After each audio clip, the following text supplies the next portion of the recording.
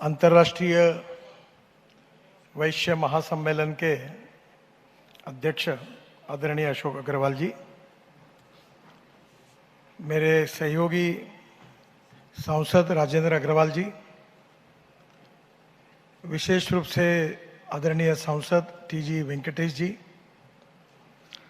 मेरे सहयोगी श्याम जाजू महेश जी, उपस्थित सभी महानुभाव और विशेष रूप से बिल्डर एसोसिएशन के अध्यक्ष श्री गुप्ता जी और सभी विदेशों से आए हुए मंच पर बैठे हुए सभी सम्माननीय अतिथिगण और उपस्थित भाई और बहनों, मुझे अशोक जी ने आपके सामने विशेष रूप से जो फ्यूचरिस्टिक डेवलपमेंट है और सरकार की ओर से जो नीतियां बन रही है उन विषयों के बारे में कुछ बातें रखने के लिए उनने मुझे सुझाव दिया है। सबसे इम्पोर्टेंट चीज़ है कि आप सब लोग बिजनेस अच्छी तरह समझते हैं और बिजनेस में इकोनॉमिक वायबिलिटी कौन से बिजनेस में है, कितना प्रॉफिट मिल सकता है और वो बिजनेस कैसे करना चाहिए, ये तो मैंने आपसे सीखना चाहिए, तो मैं आपको क्या बताऊं। आप में से कुछ लोग तो इतने होशियार है कि वो मिट्टी के भी इसमें कहीं जाएंगे तो वहीं से भी वो बहुत अच्छा प्रॉफिट कमा सकेंगे। मैं कुछ बातें आपको सोचने के लिए रखूंगा। वो सबसे इम्पोर्टेंट चीज़ हमारी इकोनॉमी में है जो लगातार बदल रही है, वह है technology, information technology, biotechnology, digitalisation, ये सब बातें हम लोग जानते हैं। तो सबसे पहले हमें टेक्नोलॉजी का उपयोग जितना ज़्यादा करेंगे उतना फायदा होगा। मैं अक्सर एक बात कहता हूं कि innovation, entrepreneurship, science, technology, research, skilled and successful practices, we name it as a knowledge, and knowledge is a super power और conversion of knowledge into wealth is the future industrial approach for everybody. जो knowledge का conversion wealth में करना, ये सबसे important चीज है। और दूसरी बात भी मैं कहता हूं कि conversion of waste into wealth. जो चीज कोई काम की नहीं है, जो वेस्ट में पड़ी हुई है, वो वेस्ट की बात को हम लोग वेल्थ में कैसे कन्वर्ट करें। और दोनों बातों में टेक्नोलॉजी इंपॉर्टेंट है। तो टेक्नोलॉजी सेवी बनना और अपने बिजनेस में लगातार नए नए इनोवेशन, रिसर्च और टेक्नोलॉजी को समझते हुए आगे जाना, ये आपके बिजनेस में बहुत फायदेमंद हो सकता है। दूसरी जो इंपॉर्टेंट चीज़ है जो मैं आपके सामने रखने वाला हूं कि किसी भी देश में अगर हम जाते हैं और आप में बहुत से बाहर से भी लोग आए हैं, तो हमारे देश में हमें कौन सी चीज इंपोर्ट होती है जिसका इंपोर्ट सब्स्टिट्यूट हम क्या ढूंढ सकते हैं।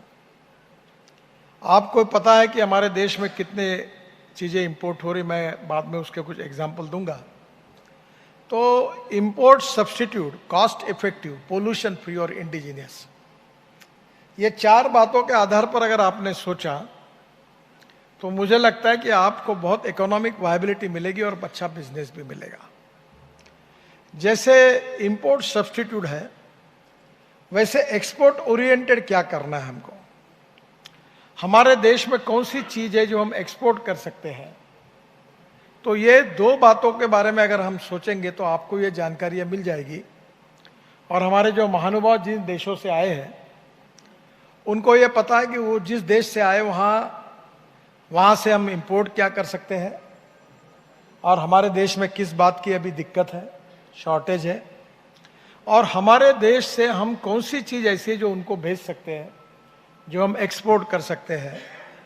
ये दो बातों के बारे में अगर आपको समझ में आ जाएगी तो आप निश्चित रूप से अच्छा काम, बिजनेस में काफ़ी अच्छा काम कर सकते हैं। अब उदाहरण के लिए मैं बताऊंगा कि हमारे हिंदुस्तान में, पहले एक्सपोर्ट की बात करूंगा कि हमारे देश में जो ऑटोमोबाइल इंडस्ट्री है उसका साइज 7.5 लाख करोड़ का है और हमारे देश में आने वाले 5 साल में मैं ट्रांसपोर्ट मंत्री होने के नाते मैंने ये निश्चित किया है कि ये इंडस्ट्री 15 लाख करोड़ रुपए की होगी। अब ये 15 लाख करोड़ की क्यों होगी? इसका कारण ये है कि हमारे देश में आज मर्सिडीज, BMW, हुंडई, हुंडा सभी जितने आप वर्ल्ड में बेस्ट ब्रांड है वो सब हमारे देश में उपस्थित हैं। और ये ऐसी इंडस्ट्री है कि ये देश में सबसे ज्यादा रोजगार देने वाली कोई इंडस्ट्री है तो ऑटोमोबाइल इंडस्ट्री है। देश में सबसे ज्यादा रेवेन्यू सरकार को और राज्य सरकार और भारत सरकार को देने वाली है तो ये इंडस्ट्री है। तो अब ये इंडस्ट्री में अभी आपको पता होगा कि बजाज और TVS और हीरो, ये तीनों 2 व्हीलर मैन्युफैक्चरर्स उनका 50% प्रोडक्शन एक्सपोर्ट करते हैं। जो आपसे जो महानुभाव आए अफ्रीकन कंट्रीज से, वहाँ मैक्सिमम 2 व्हीलर बजाज, TVS और हीरो के 2 व्हीलर वहाँ जाते हैं। आज स्वाभाविक रूप से हमारी ऑटो रिक्शा सब जगह जाती है, टाटा महिंद्रा की ट्रक्स और बसेज जाती है। तो वर्ल्ड में ऑटोमोबाइल में बड़े प्रमाण पर हमने टेक्नोलॉजी को एक्सेप्ट किया है। अब ये जो ऑटोमोबाइल में पहले थे पेट्रोल और डीजल पर चलने वाली गाड़ियां थी, अब हमारे देश में हमने जो नीतियां निर्धारण की है उसमें से ethanol, methanol, biodiesel, bio CNG, LNG, electric और ग्रीन हाइड्रोजन, इन फ्यूल पर देश में काम चल रहा है, जिसका उल्लेख अशोक जी ने मुझे किया कि आप में से बहुत से लोग इसमें काम करना चाहते हैं। सबसे इंपॉर्टेंट यह है कि इथेनॉल, पहली बात तो ये हम लोग क्यों करें, इसमें क्यों जाएं? तो हमारे देश का अभी पेट्रोलियम का इंपोर्ट 8 लाख करोड़ का है और अगर 5 साल में ऐसी स्थिति रहेगी तो हमारे देश का इंपोर्ट होगा 25 लाख करोड़ का। तो 25 लाख करोड़ देश के बाहर जाएंगे तो हमारे देश की इकोनॉमी की हालत क्या होगी? और पेट्रोल डीजल के कारण कितना पोल्यूशन होता है ये दिल्ली वाले लोगों को मुझे बताने की आवश्यकता नहीं है। मैं एक बार लंदन में था तो एक भारतीय सज्जन मुझे मिले और मुझे बता रहे थे कि हम जाने वाले थे दिल्ली, हमने टिकट निकाल लिए थे, पर दिल्ली में इतना पोल्यूशन है कि हमने टिकट कैंसिल कर दिया। ये दिल्ली का रेपुटेशन है। तो स्वाभाविक रूप से आज ये जो परिस्थिति है ये डीजल पेट्रोल के कारण काफी पोल्यूशन हो रहा है। मैं अभी खुद एक इलेक्ट्रिक SUV यूज करता हूं नागपुर में। तो इलेक्ट्रिक है ऐसी फ्यूल है कि पेट्रोल के लिए पर किलोमीटर कॉस्ट 10 रुपए है, डीजल के लिए 7 रुपए है और इलेक्ट्रिक के लिए 1 रुपया है। तो इलेक्ट्रिक में कोई आवाज भी नहीं आता और प्रदूषण भी नहीं होता। और इसलिए ये जो इलेक्ट्रिक व्हीकल, इलेक्ट्रिक बसेस अब आ गई। अभी पूना में, मुंबई में, देश में अनेक जगह पर इलेक्ट्रिक बसेस आपको दिखती है। अगर आपको इकोनॉमिक्स समझाना है तो मुंबई में बेस्ट है जो बस चलाती है। एक डीजल की बस जो है वो भले 35-40 लाख रुपए में अच्छी बस मिलती होगी, पर उसकी कॉस्ट पर किलोमीटर 110 रुपए पर किलोमीटर आती है। 100% बायो इथेनॉल पर चलने वाली स्कैनिया की बस जो थी उसकी कॉस्ट करीब 70 रुपए पर किलोमीटर आती है और इलेक्ट्रिक की बस चलाने की कॉस्ट पर किलोमीटर केवल 40 से 45 रुपए पर किलोमीटर आ रही है। उसकी कैपिटल कॉस्ट ज्यादा है पर फ्यूल कॉस्ट कम होने के कारण 1.25 करोड़ 1.5 करोड़ की बस खरीदने के बाद भी कॉस्ट आती है 50 रुपए से कम। और इसलिए अब स्टेट ट्रांसपोर्ट सब बंद होने के कगार पर है। सभी राज्यों में जो स्टेट ट्रांसपोर्ट की जो बसेस है वो बसेस जो है वो लगभग भंगार में निकालने की स्थिति में, और अभी हमने स्क्रैपिंग पॉलिसी लाई है कि 15 साल के बाद नहीं चल पाएगी। अगर एक बस, अगर जो पुराना ट्रक और बस 15 साल पहले अगर उसको निकाल दिया तो 15 नए ट्रक और बस जितना पोल्यूशन करेंगे उतना वो एक ट्रक कर रहा है। उसका एवरेज भी कम है और इसलिए नए स्क्रैपिंग पॉलिसी में हमने 15 साल पुराने ट्रक और गाड़ियों को स्क्रैपिंग करने का निर्णय किया है। मैं बाद में स्क्रैपिंग में भी बहुत बड़ा पोटेंशियल है वो भी आपको बताऊंगा। तो मेरा पहला कहना आपको यह है कि अभी पब्लिक ट्रांसपोर्ट में इलेक्ट्रिक बस, ये जो है एलएनजी बस, बाद में सीएनजी के ऊपर बसेस, बाद में आप विशेष रूप से पेट्रोल डीजल की पर्याय में जो अल्टरनेटिव फ्यूल यूज करेंगे, उसमें इकोनॉमिक्स है। और इसलिए आने वाले समय में हमारे रोड ट्रांसपोर्ट में जो पब्लिक ट्रांसपोर्ट है वो बड़े प्रमाण पर अल्टरनेटिव फ्यूल पर ट्रांसफर होने वाला है। तो अल्टरनेटिव फ्यूल में इलेक्ट्रिक की बात मैंने बताई आपको कि इलेक्ट्रिक में लिथियम आयन बैटरी होती है। अब हमारे देश में 80% लिथियम आयन बैटरी हमारे देश में बन रही है और मुझे लगता है कि आने वाले 6 महीने में हम 100% बैटरी बना लेंगे। और इस बैटरी की जो कीमत थी वो लगातार कम होते जा रही है और मैं ये एक्सपेक्ट कर रहा हूं कि साधारण 1 साल के अंदर पेट्रोल कार, डीजल बस, पेट्रोल ऑटो रिक्शा और 2 व्हीलर, इनकी कीमत और इलेक्ट्रिक की कीमत लगभग सेम होगी। अगर इलेक्ट्रिक ये देशी फ्यूल है, हमारे देश में ऊर्जा तैयार होती है और हमारी टोटल ऊर्जा में 38% ऊर्जा सोलर से आती है। तो आने वाले समय में सोलर में, हाइड्रो में, विंड में ये जो ग्रीन एनर्जी है, बायोमास से जो एनर्जी बनती है, ये ग्रीन एनर्जी हम ज्यादा बनाने की कोशिश कर रहे हैं। तो अगर इलेक्ट्रिक पर अगर हमारा ट्रांसपोर्ट आ जाएगा तो हम लोग पावर जनरेशन तो लगातार बढ़ा रहे हैं, तो आने वाले समय में हमें निश्चित रूप से हमारी पावर इंडियन होगी, स्वदेशी होगी और इसलिए स्वाभाविक रूप से हमारा इंपोर्ट कम होगा, प्रदूषण कम होगा। अब जो हमारी इलेक्ट्रिक फ्यूल तैयार हो रही है वो थर्मल पावर प्लांट है, कोयले से पावर बनाते हैं। अब वो जो पावर है, कोयले से जो पावर बनती है उसकी कॉस्ट अभी 4.5 रुपये यूनिट है। जो न्यूक्लियर पावर, हाइड्रो पावर, अभी न्यूक्लियर पावर में भी जाने की आवश्यकता है।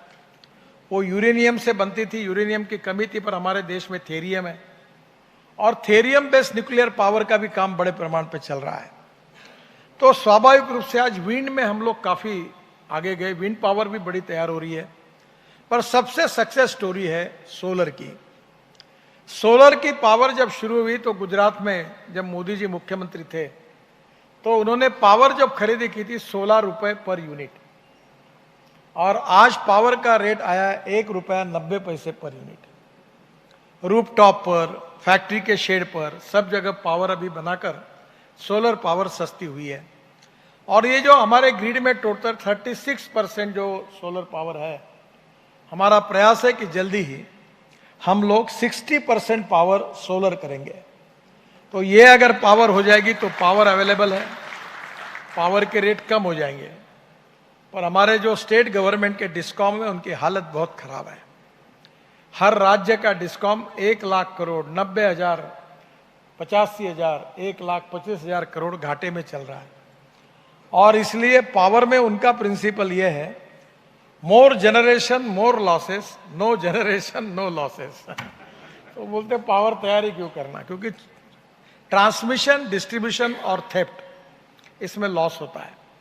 तो धीरे धीरे जनरेशन, ट्रांसमिशन और डिस्ट्रीब्यूशन भी प्राइवेटाइज होने वाला है, उसके सिवाय पर रही नहीं है। और इसलिए आने वाले समय में जनरेशन में भी काफी हमें ताकत है कि हम उसमें पावर जनरेशन में जा सकते हैं। ट्रांसमिशन में अभी जैसे प्रीपेड कार्ड है, मोबाइल फोन पर आपने लगा दिया, पैसे नहीं भरे तो मोबाइल बंद होता है।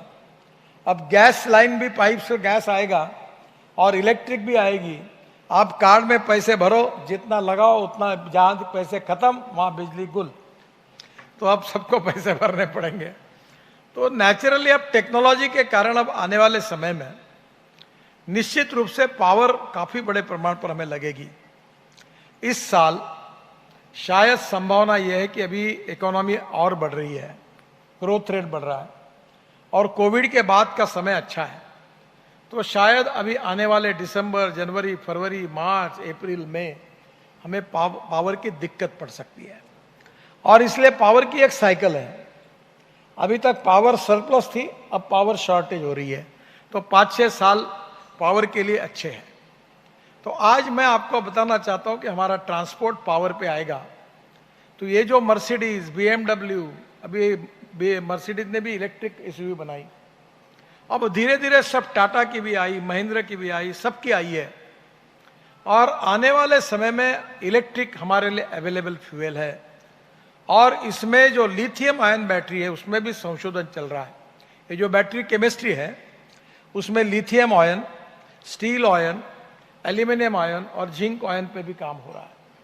तो आने वाले समय में हम हमारी पेट्रोल डीजल की कार, ऑटो रिक्शा और स्कूटर ये इलेक्ट्रिक के कीमती बराबर होगी। संभावना ये है कि शायद उससे सस्ती होगी। तो इसलिए स्वाभाविक रूप से इस फील्ड में काफ़ी पोटेंशियल है। और हिंदुस्तान में अगर हम इलेक्ट्रिक गाड़ियां बनाएंगे तो अमेरिका में टेस्ला जैसी है, और एक अमेरिका में एक ट्राइटोन करके कोई था, वो भी अभी इंडिया में आए हैं। तो अब देश के, वर्ल्ड के सभी लोग हमारे आ रहे हैं। तो हमारे देश में अब सब electric car, electric buses, electric scooter, electric auto rickshaw हमारे लिए मिलेगी। अब इलेक्ट्रिक के साथ दूसरा हमने निर्णय किया है, वो है इथेनॉल का। इथेनॉल ये एब्सोल्यूट अल्कोहल है, और एब्सोल्यूट अल्कोहल आपको बताइए कि आप में से कितने लोग ब्रांडी विस्की पीते हैं मुझे पता नहीं। दो अल्कोहल और ये अल्कोहल एक ही है। तो ये जो अल्कोहल बनता है ये हमारे शुगर मिल में जो मोलाइसेस निकलता है, जिसको हम शीरा कहते हैं, उससे बायो इथेनॉल बनता है। और आज बड़े प्रमाण पर 150-200 फैक्ट्री है। और देश में अभी हमारे यहाँ पेट्रोल में हमने करीब 22% इथेनॉल डालने का तय किया है, पर हमारे पास 5% इथेनॉल अवेलेबल है। 5% यानी 465 करोड़ लीटर। अगर ये हम 20% अगर डालेंगे पेट्रोल में तो हमें कम से कम लगेगा 2000 करोड़ लीटर। तो आज देश में अभी नई 250-300 नई इथेनॉल की फैक्ट्री आ रही है, और जो इसका इथेनॉल बनाएगी वो निश्चित रूप से भारत सरकार 5 साल का जैसा पावर परचेस एग्रीमेंट है वैसे इथेनॉल परचेस एग्रीमेंट करके खरीदने के लिए तैयार है। अब इसमें 1 टन शुगर केन से 4% मोलाइसेस निकलता है।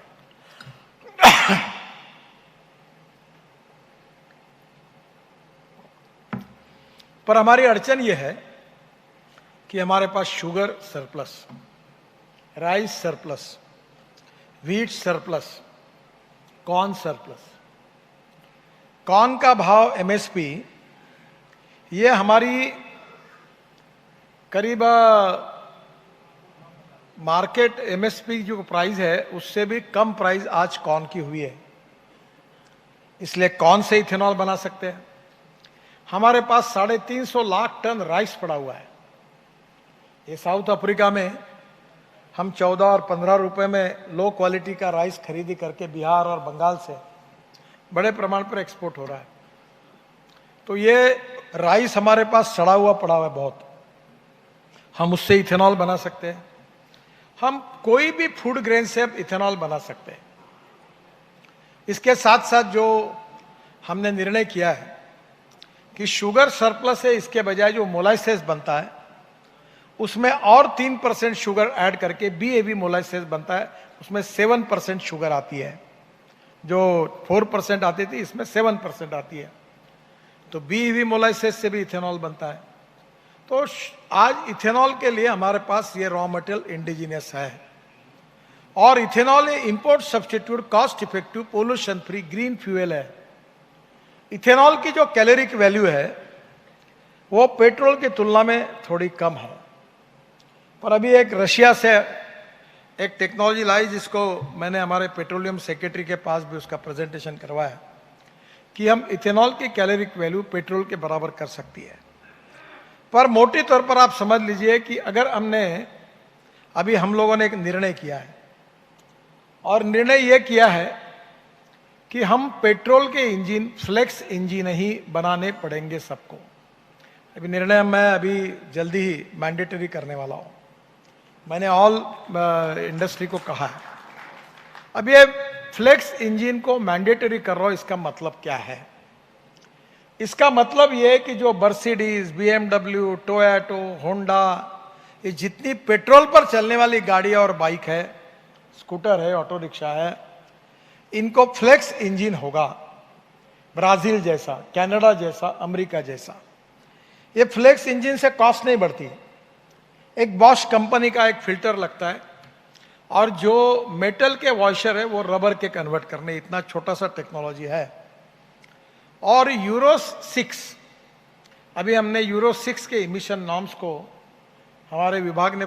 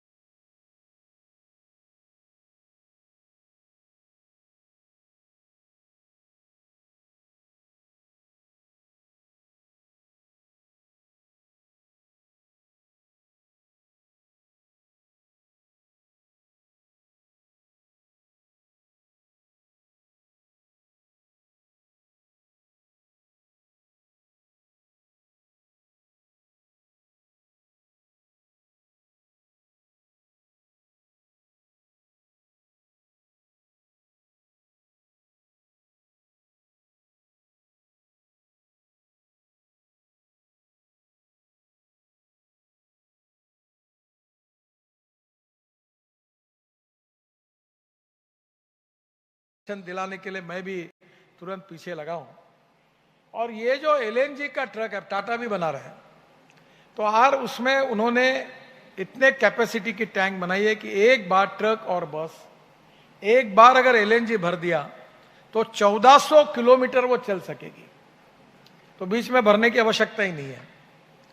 तो एलएनजी जो है वो आपको नेचुरल गैस से आता है, पर मैं जो बात कर रहा हूं वो आपकी जो परली है राइस स्ट्रॉ, 5 टन ऑफ परली, इससे 1 टन बायो एलएनजी तैयार होता है। एलएनजी को कंप्रेस करने से सीएनजी तैयार होता है, जो दिल्ली में यूज करते हैं। मैंने अपने खुद का ट्रैक्टर डीजल का एलएनजी पर कन्वर्ट किया, अपना बायो सीएनजी पर कन्वर्ट किया है। तो वो ट्रैक्टर जो है मैं 1.25 लाख रुपए साल के बचा सकता हूं, क्योंकि डीजल के रेट में और उसके रेट में उतना फायदा है। अगर उत्तर प्रदेश, बिहार और पूरे देश के किसानों ने अपने ट्रैक्टर को अगर सीएनजी या एलएनजी पे कन्वर्ट किया तो 1.25 लाख रुपए एक किसान के बचेंगे, तो उनके लिए कितना बड़ा फायदा होगा। और ये जो परली जलाते हैं हरियाणा, पंजाब और उत्तर प्रदेश के पश्चिमी उत्तर प्रदेश में, उससे पूरा पोल्यूशन होता है। तो 5 टन परली से 1 टन बायो सीएनजी और 1 टन बायो एलएनजी तैयार होता है। तो इसकी फैक्ट्री अब लुधियाना, इधर उधर 2-4 फैक्ट्री खुल रही है। टेक्नोलॉजी ठीक है, इसकी 4 टेक्नोलॉजी है। ये इंडियन ऑयल भी इसमें काम कर रहा है। ये भविष्य का फ्यूचर है। और मैं ये कहूंगा कि ये पेट्रोलियम एलएनजी को इंपोर्ट करने के बजाय by using biotechnology we can generate biomass, and by using biomass we can generate bio LNG, and we can convert bio LNG if it needs convert into bio CNG। तो इससे हमारा transport बदल सकता है। तो अब एलएनजी पे आया। और अभी मैं आपके यहाँ कॉन्ट्रैक्टर भी बैठे हैं, मैं अभी कंस्ट्रक्शन इक्विपमेंट मशीनरी वालों के पीछे लगा हूँ। अभी जेसीबी ने अपना जेसीबी 50% बायो सीएनजी पे कन्वर्ट करके मेरे आग्रह के कारण बनाया। तो परसों मेरे पास जेसीबी के एमडी आए थे, उन्होंने कहा कि हमने 2000 करोड़ का एक्सपोर्ट ऑर्डर मिला, हम रशिया में अब जेसीबी एक्सपोर्ट कर रहे हैं इंडिया से, क्योंकि अब बड़े प्रमाण पर लोग उसको यूज कर रहे हैं।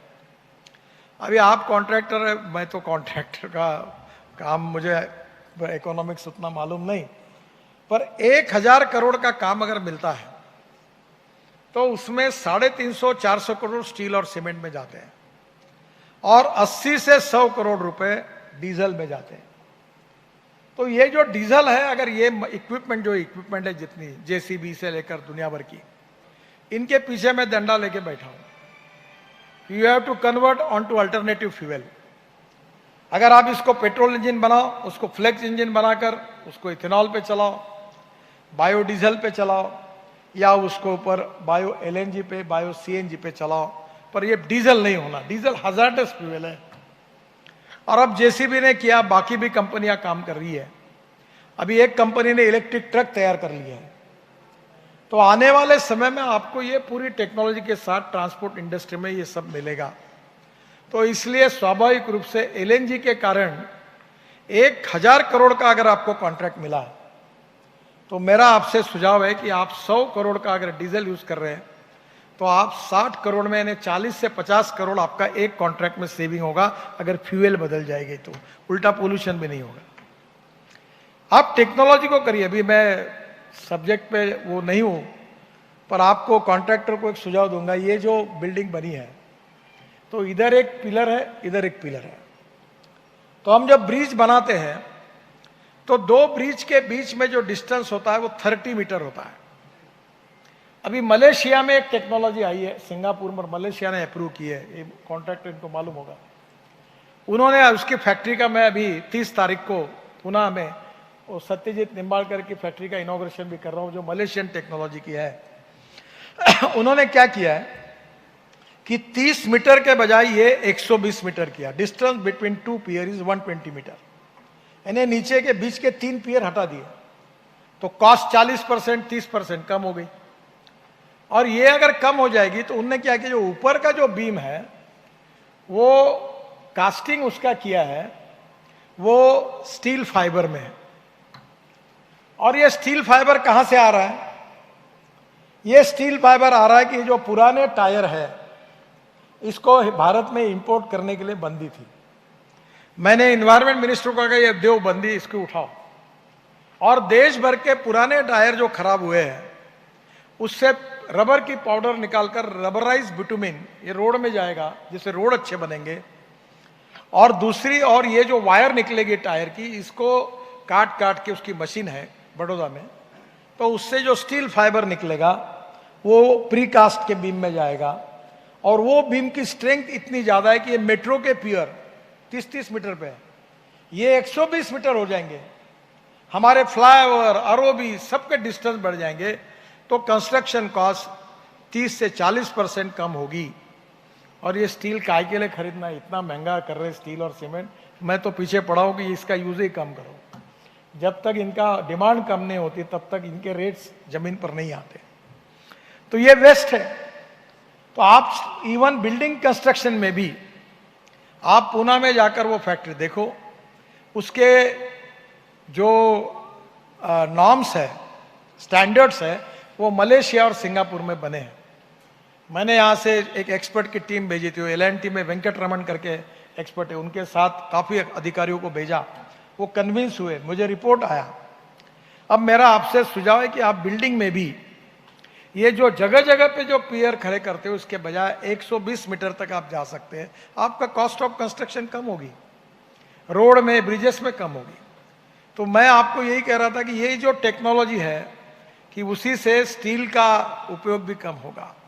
तो आप रोड कंस्ट्रक्शन में अगर ये मशीनरी भी अल्टरनेटिव फ्यूल पे आएगी, जैसे अभी बायोडीजल है, बायोडीजल किसी भी ऑयल से बनता है पर कॉस्टली हो जाएगा। आपको पता होगा हमारे यहाँ नॉन एडिबल ऑयल सीड है, अखाद्य तेल बिया, जिसमें रतनजोत, मोह, साल, करंश, टोली, ये ब्रिजमोहन अग्रवाल जी के भाई बैठे हैं, ये छत्तीसगढ़ में बड़े प्रमाण पर इसका क्या हुआ है कि पर एकड़ प्रोडक्शन कम है। तो बायोटेक्नोलॉजी का उपयोग करके ये नॉन एडिबल ऑयल सीड को वेस्टलैंड में अगर लगाया तो इससे हम लोग बायोडीजल बनाते, जो डीजल से कई गुना अच्छा है। अभी 50% डीजल में हम वो डाल सकते हैं। अब क्या कर रही है, जो बायोडीजल देश में बन रहा है, जो मलेशिया में जो पाम का रेसिड्यू होता है, लो क्वालिटी का तेल, उससे हम बायोडीजल बना रहे हैं, और वो डीजल से वैसे 5-7 रुपए सस्ता है पर लीटर। पर आज हमारे देश में उसका एडिबल ऑयल सीड ऐसी कोई नहीं है, ऑयल तो हम शॉर्टेज में है। तो बायोडीजल पे भी हम यूज कर सकते हैं, LNG पे भी कर सकते हैं, अब इलेक्ट्रिक पर भी जा सकते हैं, और इथेनॉल पे भी जा सकते हैं। तो हमारे देश का इंपोर्ट बचेगा, कॉस्ट बचेगी, प्रदूषण कम होगा। तो आने वाले समय में ये बहुत उपयोगी, और इसमें समय की कमी है क्योंकि बताने लायक तो बहुत है। इसमें आखिरी जो है वो ग्रीन हाइड्रोजन है। ये ग्रीन हाइड्रोजन यानी आप पानी में हाइड्रोजन और ऑक्सीजन है, और एक इलेक्ट्रोलाइजर है, जो इलेक्ट्रोलाइजर पानी से एनालिसिस करके हाइड्रोजन और ऑक्सीजन को अलग करता है। तो मैं अभी एक प्रोजेक्ट कर रहा हूं कि हमारे यहाँ, आपके यहाँ मथुरा में, मैंने एक इंडियन, मैं जब वाटर रिसोर्सेज मंत्री था तो मथुरा में मैंने एक प्रोजेक्ट किया है कि मथुरा का जो स्लज था 80 mld, अब मथुरा इतना धार्मिक अपना शहर है, इतनी गंदगी है वहाँ, तो मैंने वो 80 mld स्लज लेकर एक प्रोजेक्ट वहाँ डाला है यमुना के बाजू में। तो यमुना में पूरा प्रदूषण होता था, और वो प्रोजेक्ट ऐसा है, त्रिवेणी इंजीनियरिंग करके कंपनी ने लिया है, वो हाइब्रिड एन्यूटी में है, जैसे रोड बनाते हैं वैसे वो प्रोजेक्ट बनाया था। और वो ऐसा है कि उसमें से हर साल जो पानी शुद्ध होगा वो त्रिवेणी इंजीनियरिंग वो इंडियन ऑयल के रिफाइनरी को मथुरा में देंगे, उसके बदले में वो 20 करोड़ रुपए साल के वो त्रिवेणी इंजीनियरिंग को देंगे। और जो प्रोजेक्ट खड़ा होगा उसमें 40% सरकार के होंगे और 60% हाइब्रिड एन्यूटी में त्रिवेणी इंजीनियरिंग के होंगे, और प्रोजेक्ट लगभग पूरा हुआ। तो ये जो गंदा पानी है, मैं हमारे शहर में 7 साल पहले हमारे शहर का जो सीवेज वाटर है, टॉयलेट का पानी, हम महाराष्ट्र सरकार को भेजते हैं। और जब मैंने इसका जिक्र किया कि ये पानी बेचेंगे तो लोग मुझे हंस रहे थे। हमारे मेयर बोले आप कुछ भी बोलते हो, ये कैसे संभव है। पर आज हमारी म्यूनिसिपल कॉरपोरेशन टॉयलेट का पानी बेचती है और हमको 300 करोड़ रुपए साल की रॉयल्टी मिलती है, 300 करोड़ रुपए। तो अभी हमने तय किया है कि वो पानी में हमारा जो कचरे का डंप यार्ड है, वहाँ हम सोलर पावर तैयार करेंगे रूफटॉप, और सोलर पावर फुकट में होगी, और वो पावर में पानी फुकट में होगा, और इलेक्ट्रोलाइजर से ग्रीन हाइड्रोजन बनाएंगे। अब मैं ये सब बातें लोगों का विश्वास ही नहीं पड़ता। अभी मैंने परसों विक्रम किर्लोस्कर को कहा कि मुझे ग्रीन हाइड्रोजन की गाड़ी दो दिल्ली में, अभी 1 महीने में ले रहा हूँ, और फरीदाबाद में इंडियन ऑयल ग्रीन हाइड्रोजन बनाती है, तो वो डाल के मैं कम से कम ग्रीन हाइड्रोजन 100% घुमाऊंगा, तब लोगों को पता चलेगा कि ये अच्छा है, जैसे अभी इलेक्ट्रिक पा है। तो ग्रीन हाइड्रोजन ये पेट्रोल डीजल से कई गुना अच्छा है। और भारत में अभी जैसे cement factory, chemical factory, steel factory, हम कुकिंग कोल इंपोर्ट करते हैं। अगर हमने ग्रीन हाइड्रोजन तैयार किया और स्टोरेज किया, तो हमारे केमिकल, सीमेंट, स्टील सब इंडस्ट्री में जो थर्मल कोल लगता है बॉयलर में डालने के बजाय, उसके बजाय हम लोग ये ग्रीन हाइड्रोजन यूज करेंगे पानी से, तो हमारा इंपोर्ट भी बचेगा, प्रदूषण भी बचेगा और कॉस्ट भी बचेगी। ये भविष्य की टेक्नोलॉजी है। अभी मैं शुगर में आपको बताने के लिए भूल गया, अभी थर्मेक्स कंपनी ने ऐसा बॉयलर निकाला है कि डिस्टिलरी में जो स्पेंट वॉश निकलता है, वो स्पेंट वॉश बॉयलर में जलता है पूरा, और उसमें से पोटैश निकलता है, और पोटैश हम पूरा इंपोर्ट करते हैं। तो भारत सरकार ने अब पोटैश पे ऊपर, ये जो पोटैश निकलेगा एक डिस्टिलरी में 100 टन पर डे निकलेगा, तो ये पोटैश जो है ये हम किसानों को फर्टिलाइजर के लिए दे सकते हैं। यानी waste to wealth and knowledge to wealth, ये 2 बेसिक फिलॉसफी है। और इसलिए ये ट्रांसपोर्ट सेक्टर में तो काफी बड़ा बदलाव हो रहा है, और भविष्य में हम ऐसी देश को तैयार करना चाहते हैं कि जहां हम 1 रुपए का इंपोर्ट नहीं करेंगे, उल्टा हम एक्सपोर्ट करेंगे। हमारे संघ चालक जी बैठे, हमारे सुदर्शन जी, मैं जब उनके साथ था तो उन्हीं से मैं ये बात, बेचारे कहते कहते थक गए, ना कोई संघ में उन पर विश्वास रख रहा था कि ये कैसे होगा। मुझे बताते थे तो मैं बोला सुदर्शन जी आपके बाद मैं करते रहूंगा ये, क्योंकि ये स्वदेशी का विचार है, ये राष्ट्रवादी विचार है। हम क्यों इंपोर्ट करें, और जहां से पेट्रोल डीजल इंपोर्ट करके जो धनवान बने हैं, वही लोग फिर आतंकवादियों को भी फाइनेंस करते हैं। अगर ये पेट्रोल डीजल अपना, we are number 3rd in the world import में, अगर इंपोर्ट नहीं करेंगे तो हमारे देश की अनेक समस्याएं सुलझाई जाएगी। और इसलिए ये ग्रीन हाइड्रोजन भी एक फ्यूचर है।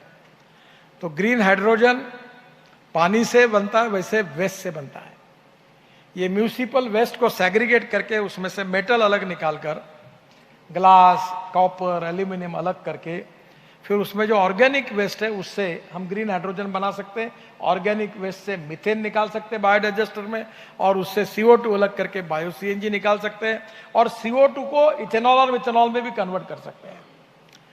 तो टेक्नोलॉजी बहुत है, और आपको समय के साथ जो बदलेंगे वही है। नहीं तो वही बात होती है कि गेहूं के बोरे पे बैठकर पिताजी ने भी धंधा किया और बच्चा भी वही कर रहा है, ऐसा नहीं होगा। समय के साथ बदलना होगा और टेक्नोलॉजी को अपनाना होगा। अभी जैसे मैंने कहा कि स्क्रैपिंग पॉलिसी है हमारे देश में, देखो दुर्भाग्य कैसा है। हमारे देश में कॉपर है, हम कॉपर इंपोर्ट कर रहे हैं। हमारे देश में एल्यूमिनियम है, हम एल्यूमिनियम इंपोर्ट कर रहे हैं। हमारे देश में कोयला है, हम कोयला इंपोर्ट कर रहे हैं, क्योंकि हमारे देश में कोई काम ही नहीं करने देता। और जो आता बोलता काम बंद करो, माइन मत खोलो। ये बात जरूर है कि इकोलॉजी एंड एनवायरमेंट इंपॉर्टेंट है। मैं कहता हूं कि एक झाड़ भी पहले तो झाड़ काटो ही मत, उसको ट्रांसप्लांट करो। अभी ये आपका गुड़गांव का द्वारका एक्सप्रेस हाईवे बना है, उसमें हमने 12,000 पेड़ को ट्रांसप्लांट किया है। स्टेट ऑफ आर्ट प्रोजेक्ट है, यही नजदीक है। और वहीं से मैं अभी एक टनल डाल के एयरपोर्ट के नीचे से वसंत विहार लेके जा रहा हूं, और आपको डायरेक्ट एयरपोर्ट भी आ सकेंगे।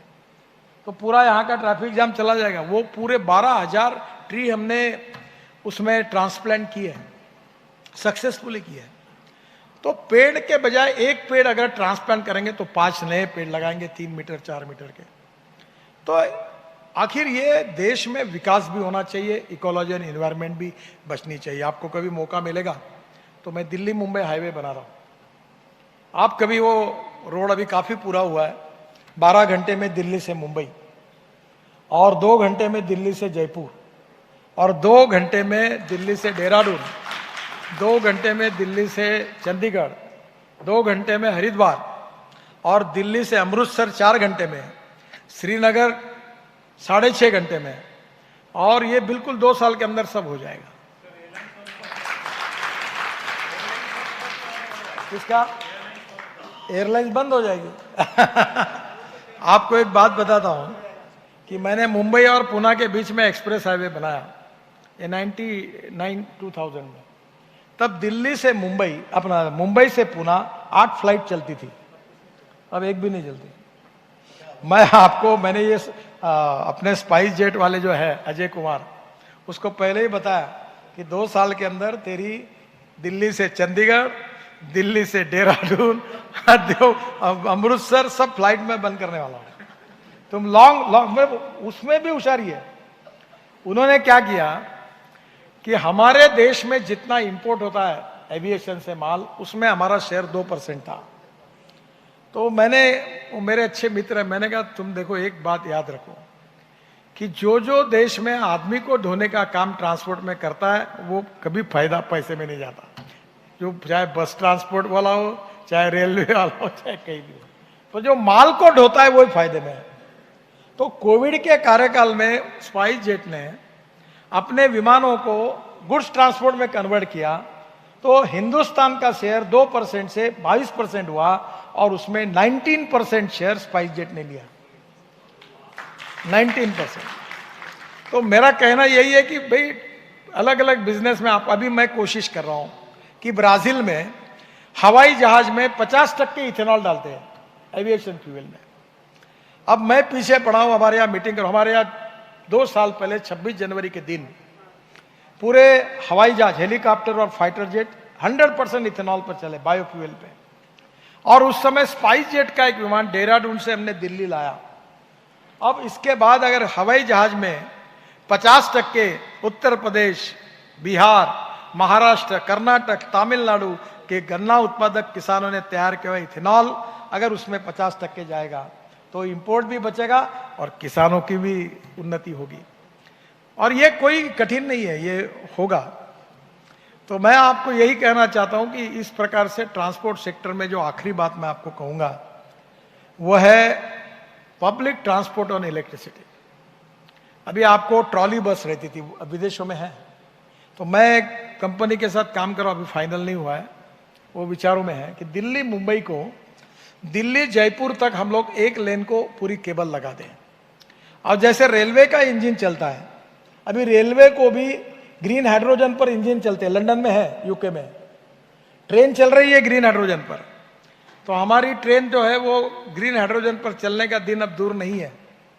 तो अब मैंने उनको कहा कि ये हाईवे पे ट्रक 40 टन का ट्रक ऊपर में इलेक्ट्रिक लग जाएगी, और दिल्ली से मुंबई जो ट्रक अभी 48 आवर्स लगते हैं, नहीं 48 नहीं 60 आवर्स लगते हैं, वो ट्रक 24 घंटे में, 22 घंटे में दिल्ली से मुंबई चला जाएगा।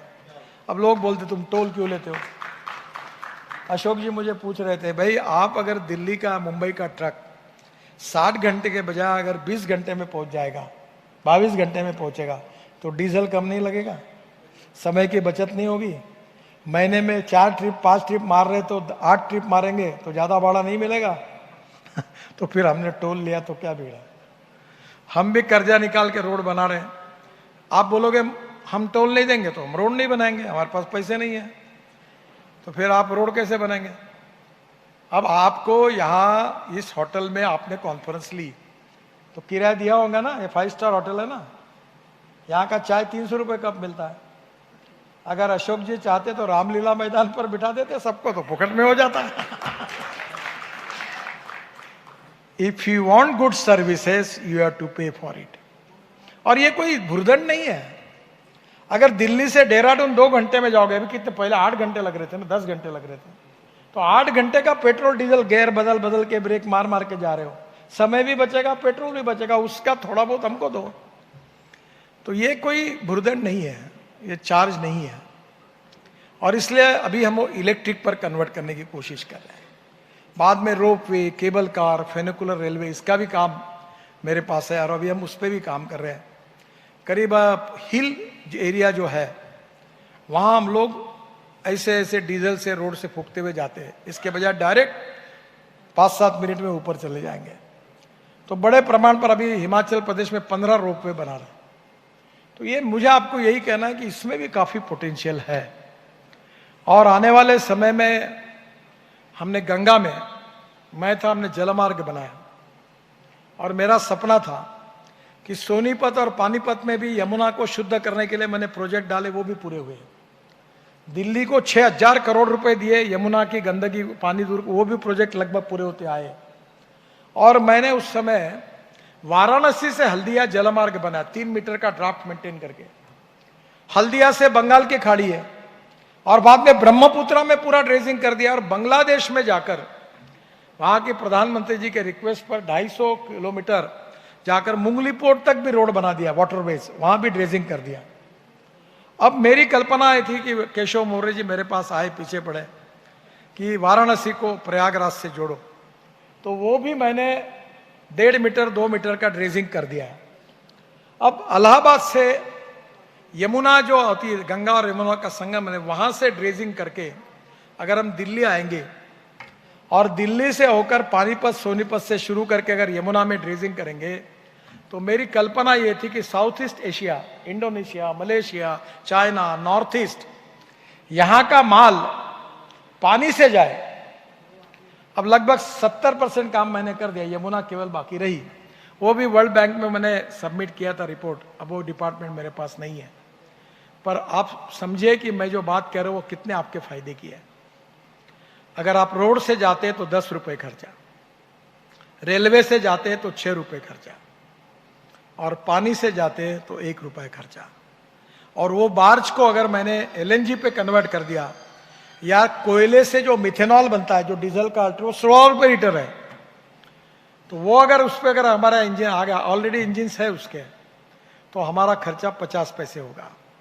अगर लॉजिस्टिक कॉस्ट हमारे देश की 16-17% है, चाइना की 8 से 10% है, और यूरोपियन कंट्रीज की 12% है, अगर ये हमारी 10% आएगी तो हमारा एक्सपोर्ट दुगना होगा और हम इकोनॉमिकली वायबल होंगे।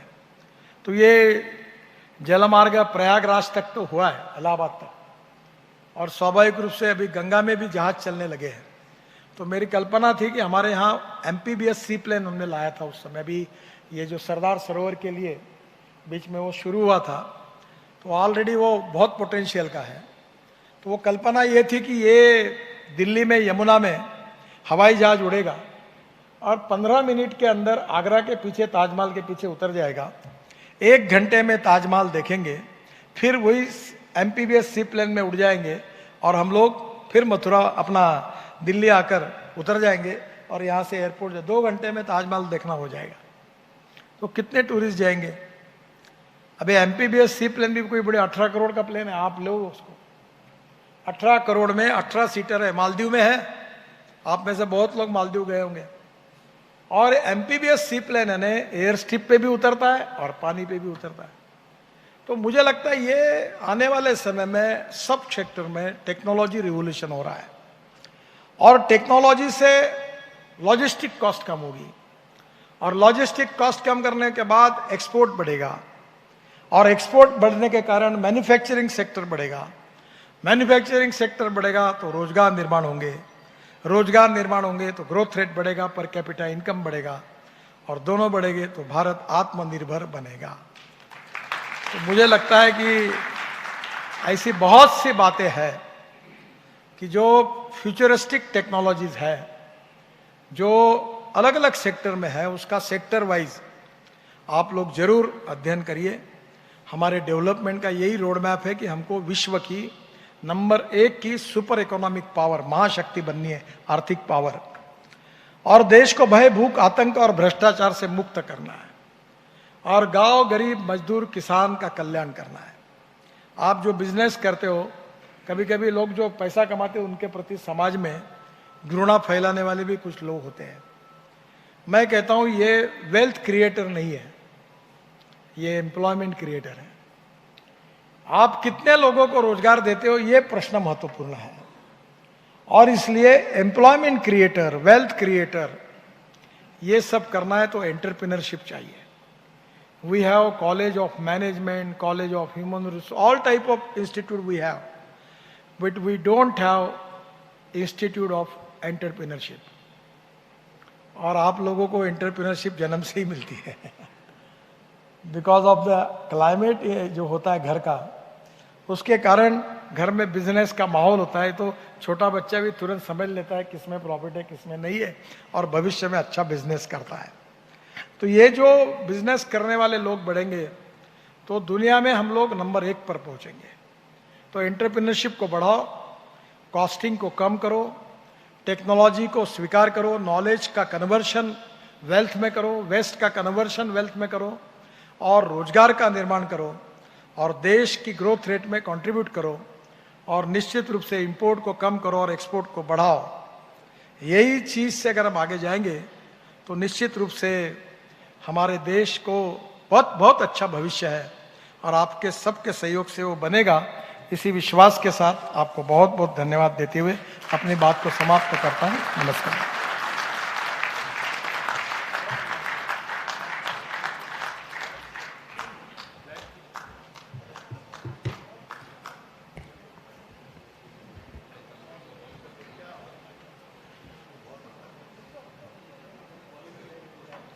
Thank you so much, sir. I'll request sir to start the question answer.